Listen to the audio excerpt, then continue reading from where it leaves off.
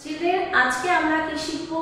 আজকে শিখবো আকার যুগের শব্দ গঠন। আমরা যেমন অকার যুগের শব্দ গঠন শিখেছিলাম, 2 বর্ণ দিয়ে অকার যুগের শব্দ, আবার 3 বর্ণের, 4 বর্ণের, তেমনি আমরা আকার থাকবে।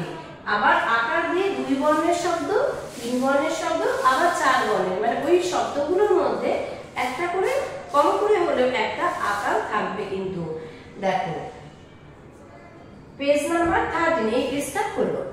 দেখো আম, আর ম, আম।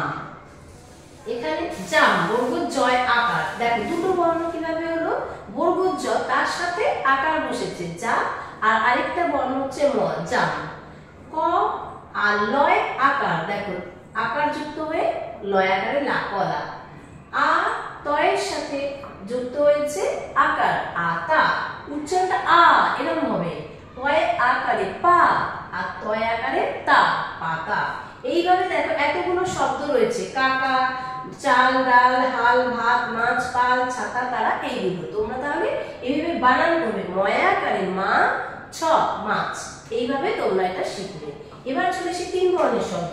কিভাবে দেখো, এখানে কিন্তু দেখো আকার যুগে একটা কিন্তু আছে, এই একটা বর্ণের সাথে আকার আছে। কয় আকারে কি উচ্চারণ হয়? কা। এবার কয়ের উচ্চারণ গ, বর্গ জয়ের উচ্চারণ জ, কাগজ, কাগজ। এবার দেখো আ, কয় আকারে কা, তার উপর স, এর উচ্চারণ স, আকাশ। বাতাস, কয় আকারে বা, তয় আকারে তা, দন্ত স, বাতাস।